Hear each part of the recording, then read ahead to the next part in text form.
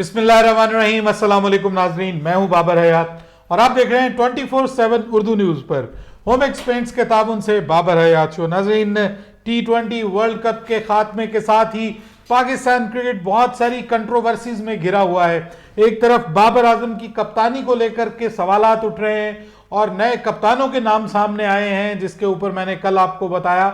अब शाहीन शाह की इंजरी को लेकर के भी कंट्रोवर्सी क्रिएट हो रही है और इस हवाले से अब पाकिस्तान क्रिकेट बोर्ड ने एक बड़ा ऐलान कर दिया है और उसमें उन्होंने खुशखबरी सुना दी है कि जनाब जो शाहीन शाह की इंजरी है वो किस नौइयत की है, क्या रिपोर्ट आई है, इस हवाले से पाकिस्तान क्रिकेट बोर्ड का एक बयान सामने आया।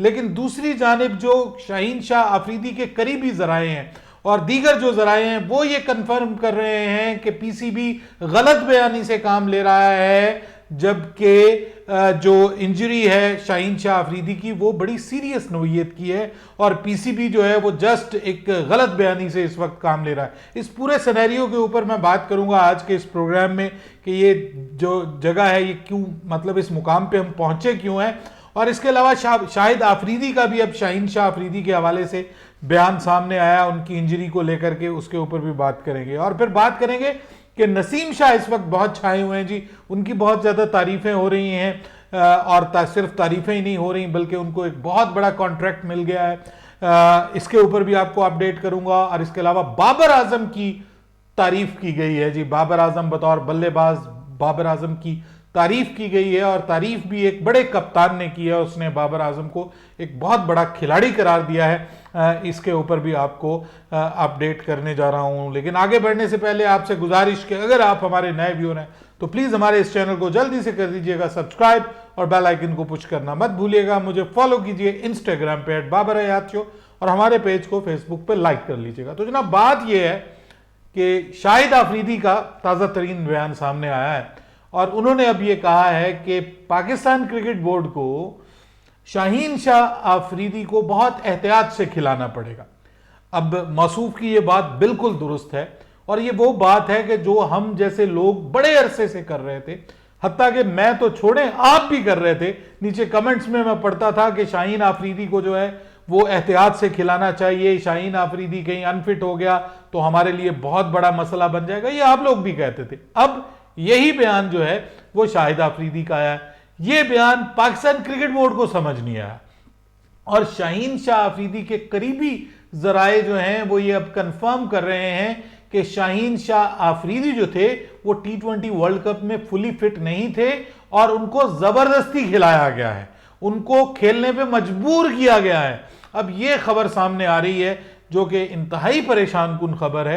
वैसे कोई किसी को मजबूर कर नहीं सकता, लेकिन बहरहाल अगर कोई किसी को कहे कि यार देखो मुल्क के लिए ये करना है और इस तरह से जो है वो तुम्हारी ज़रूरत है, T20 वर्ल्ड कप है, पाकिस्तान की जीत में बहुत इंपॉर्टेंट तुम रोल प्ले करोगे, तो अगर तुम 100% फिट नहीं भी हो, 90% फिट भी हो तो बता दो। तो वो उसने कह दिया होगा कि ठीक है जी मैं मुल्क के लिए कुछ भी करने को तैयार हूं। आपको पता है कि मैच के बाद भी, फाइनल के बाद भी उन्होंने ट्वीट किया था कि उन्होंने कहा था कि मेरा सब कुछ पाकिस्तान के लिए हाजिर है। ये पाकिस्तान से मोहब्बत उनकी अपनी जगह, लेकिन देखिए जो इंजरी है ना वो आपका कैरियर लेके जा सकती है। ठीक है, एक आपका T20 वर्ल्ड कप का फाइनल है, बड़े T20 वर्ल्ड कप आने हैं आगे। आपको पता है अगले साल, अभी से उसका जो है वो जोर शुरू हो गया है कि अगले साल जो है वो 50 ओवर वाला जो वनडे वर्ल्ड कप होने जा रहा है, जो बहुत बड़ा इवेंट है। ऑब्वियसली जो रियल वर्ल्ड कप है वो तो वो 50 ओवर वाला वर्ल्ड कप है, तो T20 वर्ल्ड कप का तो वो क्रेज भी नहीं है जो उस वर्ल्ड कप का क्रेज है और वो होने भी इंडिया में जा रहा है। तो इंडिया में उसकी इंपॉर्टेंस और वैल्यू आपको अंदाजा होना चाहिए।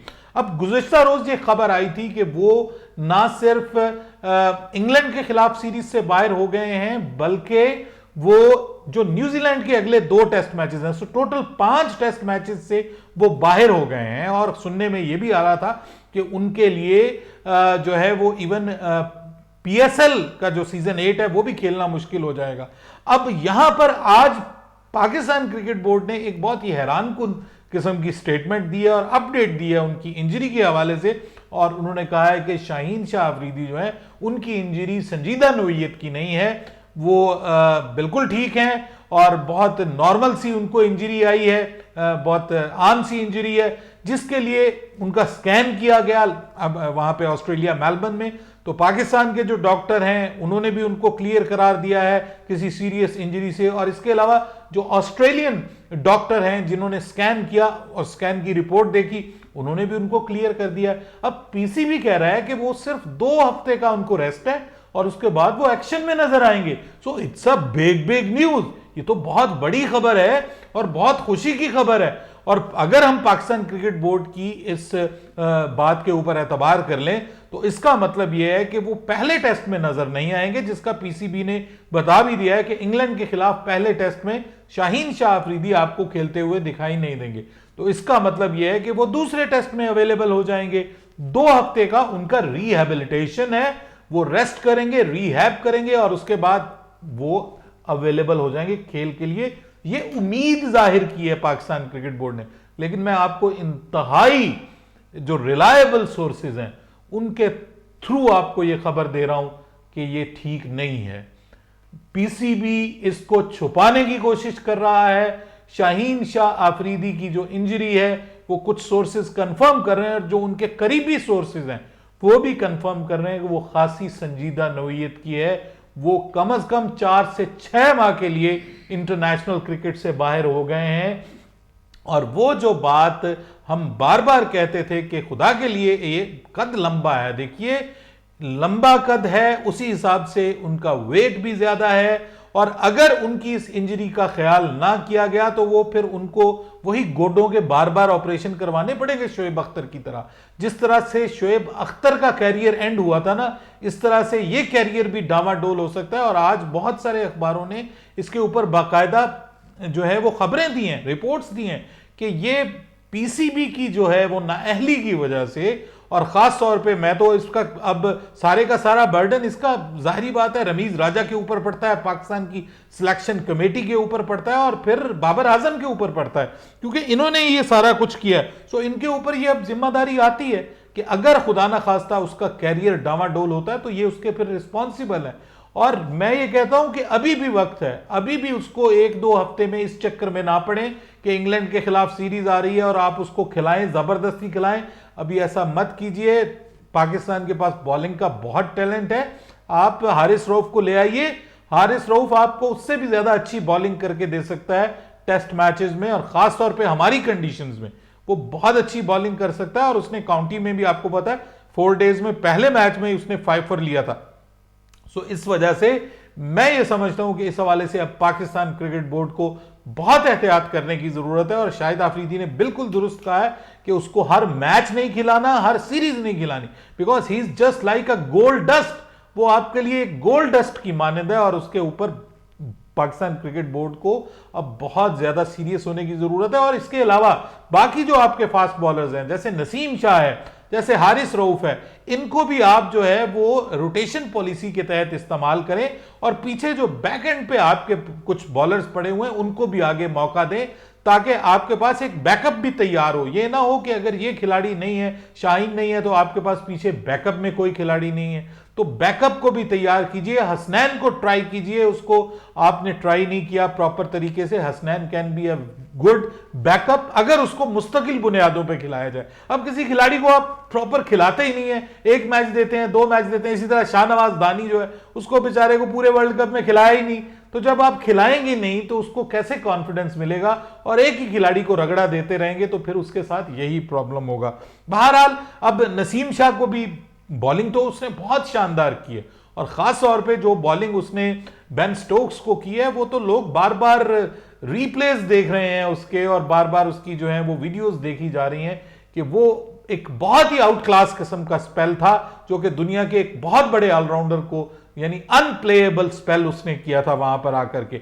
अब उसकी वजह से उसकी भी गुड्डी चढ़ गई है और अब वो बांग्लादेश प्रीमियर लीग में आपको नजर आएंगे। बड़े पैसों से खरीदा गया है, बड़ा तगड़ा उनको मुआवजा दिया गया है, और खुलना की जो टीम है उसमें वो आपको बांग्लादेश प्रीमियर लीग में खेलते हुए दिखाई देंगे, which is an amazing thing. Babar Azam की भी तारीफें हुई हैं जी, और अगर उसकी कोई तारीफ करता है तो मैं वो भी आपको जरूर बताऊंगा, क्योंकि एरन फिंच ने यह कहा है कि बाबर आजम इस दौर का बहुत बड़ा खिलाड़ी है और अक्रॉस द फॉर्मेट वो हर फॉर्मेट में जबरदस्त खिलाड़ी है। और ये बाबर आजम की उन्होंने तारीफ की है। और बाबर आजम की बतौर बल्लेबाज सर कौन ऐसा है कि जो बंदा तारीफ नहीं करता, खासतौर पे टेस्ट मैचेस में। और ओडीआई का तो वो परफेक्ट प्लेयर है, इसमें कोई दो राय नहीं है। ओडीआई का मेरे ख्याल में उस जैसा कोई खिलाड़ी है ही नहीं पूरी दुनिया में इस वक्त, राइट नाउ, जो ओडीआई में जो वो क्रिकेट खेलता है। तो ओडीआई तो उसका ट्रेडमार्क है। और मैं आपको बताऊं कि ये जो पाकिस्तान अगला वर्ल्ड कप खेलने जा रहा है ना, पाकिस्तान की ओडीआई टीम बहुत तगड़ी है। और भारत में बड़ी बड़ी टीमों को पाकिस्तान टफ टाइम देगा इस बार, क्योंकि ओडीआई टीम पाकिस्तान की बहुत बेहतर है as compare to T20 team. उसमें थोड़े मसले हैं बैटिंग में, लेकिन ये जो बैटिंग वाला इश्यू है ये हमारा ओडीआई में भी काफी हद तक हल हो जाता है और टेस्ट में भी। इसके अलावा दूसरे कुछ खिलाड़ी हैं, उन्होंने भी तारीफ की है। और कुछ खबरें ऐसी भी आ रही हैं कि पैट कमिंस जो हैं उन्होंने आईपीएल के इस सीजन में खेलने से इनकार कर दिया है। और उसकी बुनियादी वजह यह है कि national duty, which is a very good thing, वो ओडीआई के भी कप्तान है, टेस्ट के भी कप्तान है, और बहुत सारी सीरीज आगे आनी, और फिर आगे वर्ल्ड कप भी है। और जो आईपीएल है वो तो आपको पता है कि शैतान की आंत की तरह तवील से तवील तर होती जा रही है। मुझे तो लगता है कि एक वक्त आएगा पूरा साल आईपीएल ही होती रहेगी और इंडिया वाले वो खेलते रहेंगे और उसी को एंजॉय करते रहेंगे, क्योंकि जो हालात इंटरनेशनल क्रिकेट में और मल्टी नेशन टूर्नामेंट्स में इंडिया की टीम के बने हुए हैं वो तो बिल्कुल अच्छे नहीं है, परेशान कुन है। अपनी राय दीजिएगा जी कमेंट सेक्शन में। बाबर हयात को इजाजत दीजिएगा। अल्लाह हाफिज।